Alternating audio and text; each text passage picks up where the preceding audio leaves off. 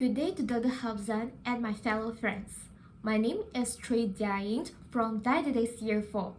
The topic that I would like to present today is the Great Child Trial, a quasi-experimental dietary interventions among overweight and obese children. What is childhood obesity?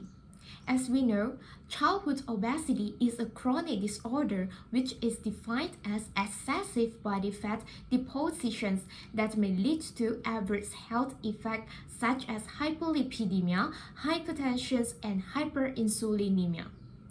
According to World Health Organization's WHO, Southeast Asia has seen an upward trend in childhood obesity during the last 10 to 15 years, while Malaysia and Brunei having the highest prevalence of obesity among the youth aged 5 to 19 years.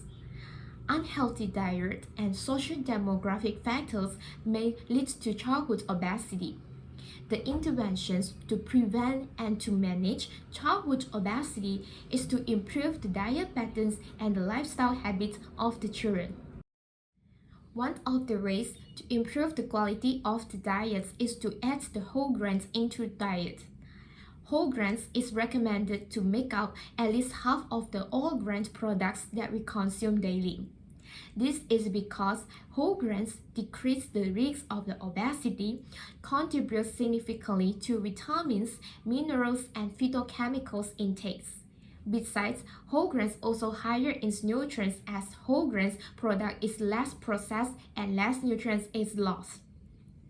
According to the journal that I have studied, the Great Child Trial was used in the study.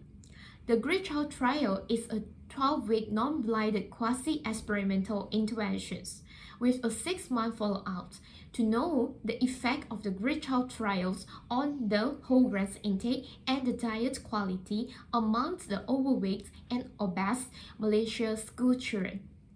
The inclusion criteria of the participants are Malaysian school children between 9 and 11 years old, who were overweight or obese with body mass index for age Z-score more than positive 1 SD, who can read and write and understand Malay, who had at least one parent was willing to attend the diet counseling sessions to help resolve their children's weight problem. The exclusion criteria are they had a serious comorbidity which required a treatment, they were on a gluten-free diet, or they indicated during a 3-day diet recall they had consumed the whole grains first. Children who met the inclusion criteria were recruited using the cluster sampling method.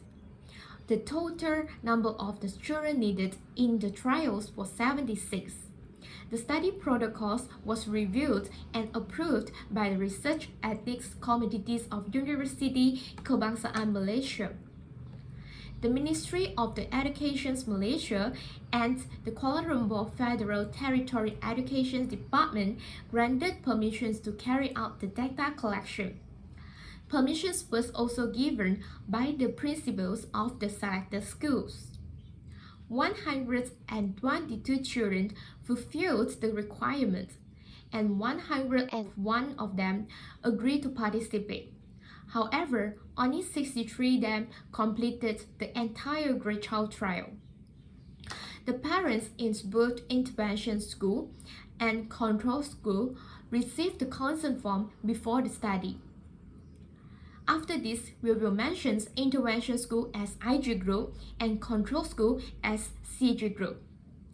31 children and parents were recruited in IG group, while 32 children and parents were recruited in the CG group for this study. After obtaining the parental consents and the children were assessed, the baseline, which is known as the T0 data collections, was carried out. The data collected such as the whole grain intake using the mean daily whole grains intake from the 3 days 24-hour diet recall and the dietary intake using a 24-hour diet recall for 3 days, which is 2 weekdays and 1 weekend, the anthropometry measurements of the children and the energy misreporting of the children. In the IG group, individuals' diet counseling for the 31 parents was conducted before the intervention was carried out. During these sessions, the parents was informed individually about their child's body fat percentage, body mass for age DIETETIC score, and the waist circumference. There were plans to increase the parental awareness of the childhood obesity. In addition, all parents were educated on the whole grain and a healthy balanced diet recommendations.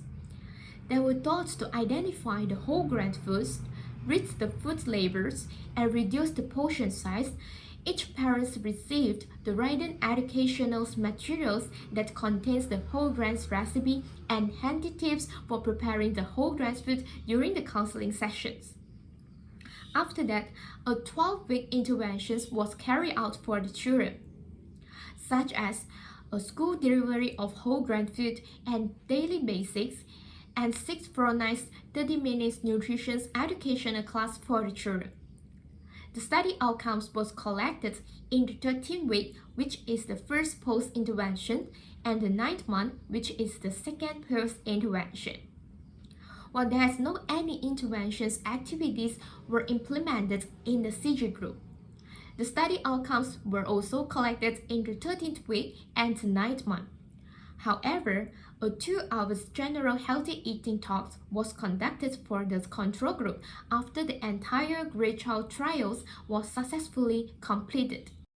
As a result, the mean age of the participant is 10.5 years old, and majority of them come from a family with a household income of 2,300 and 5,599. The participants were in obese category based on their mean BMI for their age DIETETIC score. There were 4 of the 63 children, which is 6.3% with the energy misreporting. Hence, only 59 children were included in the dietary intake analysis. There's no group difference between the IG group and the CG group were observed for the macronutrients and the fiber intakes. For the intervention effect in the IG group, there is higher intake of whole grain at the 13th week compared to the baseline. However, the 13th week results was not substantial in the 9th month, when the interventions has been discontinued. Smaller but not significant higher intakes of the whole grain fiber in the IG groups at the 9th month compared to the baseline. The intake of the fibers and certain minerals and vitamins also shows the similar trends as whole grain intake in the IG group. For the interventions effect in the CG group, the intake of the fibers, thiamines, riboflavin, and the niacin is significantly higher at the 13th week compared to the baseline. Besides, there was significantly higher intake of the fiber, thiamine, and riboflavin at the 9th month compared to the baseline. For the interventions effect between the IG group and the control group, the children from the IG group shows a significantly higher intake of whole grain, fiber, thiamine, riboflavin, niacin, and calcium throughout the study period compared to the children from the control group. The outcomes from the Great Child trials indicated the positive improvement in the weight management, knowledge, attitudes, and the practice toward the whole grain, as well as the whole grain intake and the quality diet among the children's participants. Considering that the whole grain intake among Malaysian children has been a mere 2.3 grams per day in the past few years. These positive findings may have significant impact on the long-term dietary habits among the Malaysian children. The recurrent exposure strategy was applied in the Great Child trial. This strategy of recurrent exposure to similar tastes in which the children are offered the same foods repeatedly has been shown to be extremely effective in promoting the intake of the unfamiliar food by the children. Thus, to allow for regular exposures to the taste of the whole grain, the Great Child trials support the ideas of having the whole grain foods available at home. children in the IG group shows the significantly higher fiber, B vitamins, and calcium intakes compared to the children in the CG group over the 9 months. As whole grain foods still retain the various kinds of the vitamins and the minerals. However, it is difficult to determine the effect of a balanced diet and a lifestyle which accompanies whole grain intake in the IG group. Hence, it is unclear whether difference in vitamins and minerals intake between the IG group and the CG group were exclusively due to the whole grain consumption or the combined effect of having a healthier diet overall. The whole grain intakes improved in the 12 weeks and the effect diminished in the following 6 months in the IG group.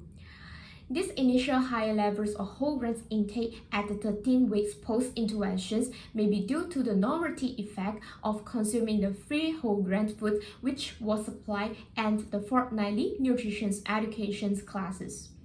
The researchers opine that Malaysia's government should consider including the whole grain food in its school feeding programs. Example, rancangan makanan tambahan for the primary school children. In addition, public health strategies such as those used in Singapore, where the rentals are subsidized for offering the whole grain food, should be also implemented in Malaysia. There are few strengths and limitations of this study can be found.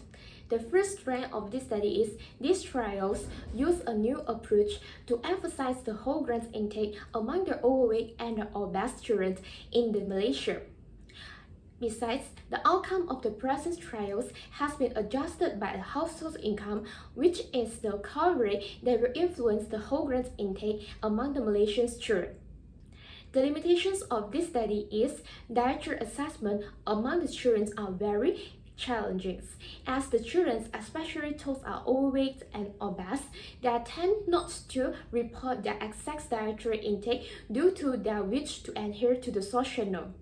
Secondly, a non-blinded techniques as opposed to the blinded techniques may overestimate the effect of this trial.